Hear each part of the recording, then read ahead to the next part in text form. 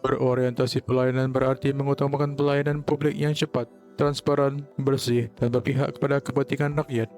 Dalam rekam jejaknya, Gus Dur telah melakukan berbagai hal yang mengutamakan pelayanan publik. Salah satunya ialah mendirikan Komisi Ombudsman Nasional di Indonesia pada tahun 2000 sebagai upaya menampung laporan masyarakat atas pelayanan publik serta mengawasi birokrasi. Gus Dur membentuk suatu lembaga pengawasan penyelenggara negara melalui keputusan Presiden nomor 44 tahun 2000 tentang pembentukan Komisi Ombudsman Nasional yang tertanggal pada 10 Maret 2000. Melalui peristiwa ini, terlihat komitmen yang jelas dari Gus Dur agar rakyat mendapatkan pelayanan publik yang adil dan berkualitas. Gus Dur juga telah melakukan gerakan lain yang mendukung pelayanan publik, yaitu pemisahan TNI dan Polri di tahun yang sama.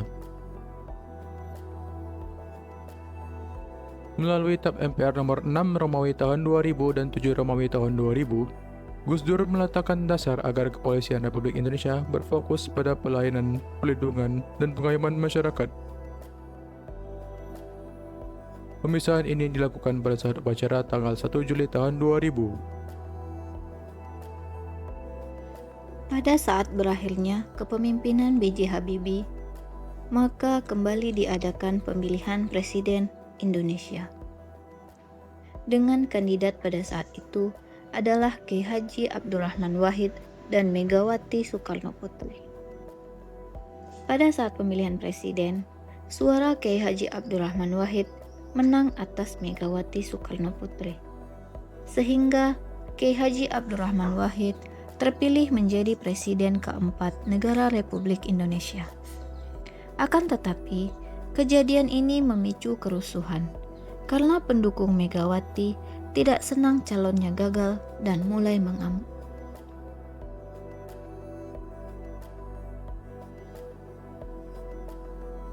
Dengan kondisi ini, Gus Dur menyadari bahwa Megawati harus duduk di kursi wakil presiden guna untuk meredam kerusuhan yang ditimbulkan oleh pendukung Megawati. Gus Dur mulai membujuk Megawati untuk menjadi wakil presiden. Hingga pada akhirnya Megawati setuju dan menjadi wakil presiden. Tindakan Gus Dur ini menunjukkan nilai akuntabel dengan perwujudan perilaku, mengambil keputusan dengan objektif saat terjadinya konflik kepentingan.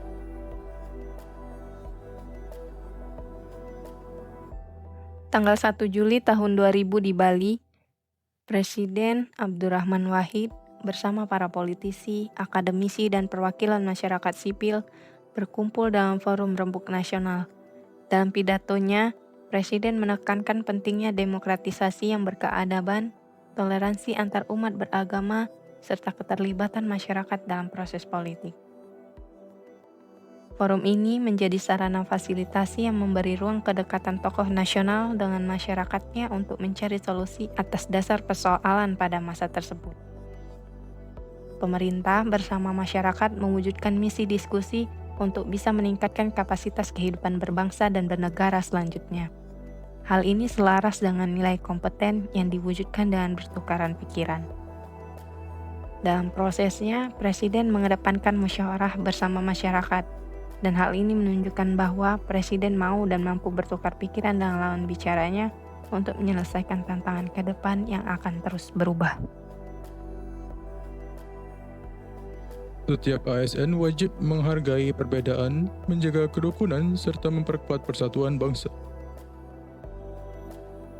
Selama masa jabatannya sebagai Presiden keempat Republik Indonesia, Gus Dur telah berhasil mencabut diskriminasi terhadap etnis Tionghoa yang dilakukan sejak lama.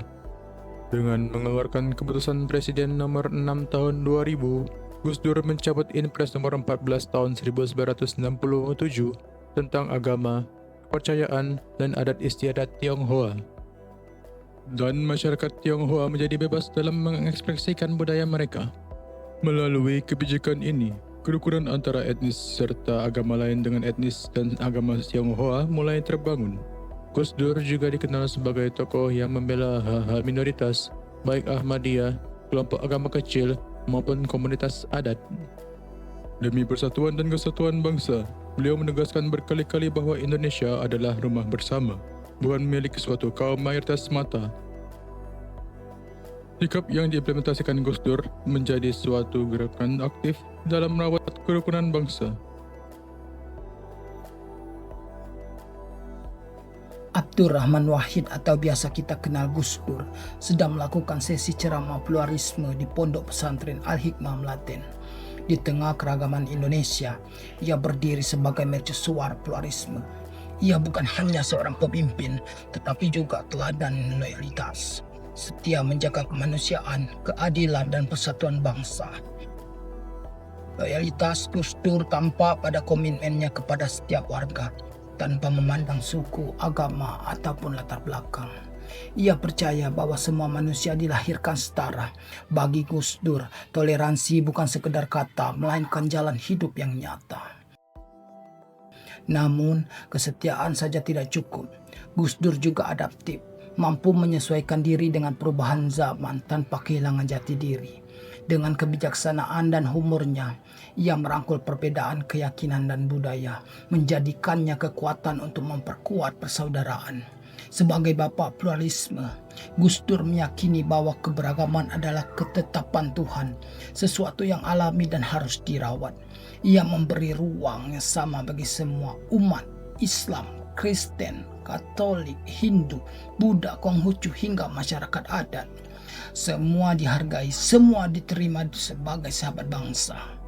Dari Gus Dur kita belajar bahwa loyalitas berarti membela kemanusiaan dan adaptasi sejati berarti menjaga harmoni di tengah perbedaan.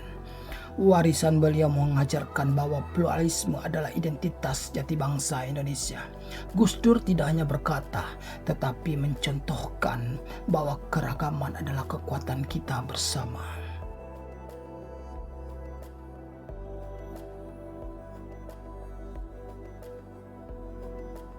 Kiai Haji Abdurrahman Wahid, atau yang lebih dikenal dengan Gus Dur, merupakan Bapak Presiden Indonesia yang keempat. Beliau dikenal dengan banyak menjalin kerjasama dengan negara lain. Pada tanggal 4 Desember tahun 1999, Gus Dur berkunjung ke Tiongkok dengan tujuan untuk mempererat hubungan baik antara Indonesia dan Tiongkok. Pada kunjungan ini, Gus Dur bersinergi dengan negara lain untuk membuka peluang kerjasama demi menghasilkan nilai tambah. Ini merupakan perwujudan dari sikap akuntabel. Selanjutnya pada tahun 2001, Gus Dur berkunjung ke Sudan untuk menghadiri perjamuan makan malam dengan tujuan mempererat hubungan bilateral antara Indonesia dan Sudan, dan untuk meningkatkan perdagangan dan investasi Indonesia.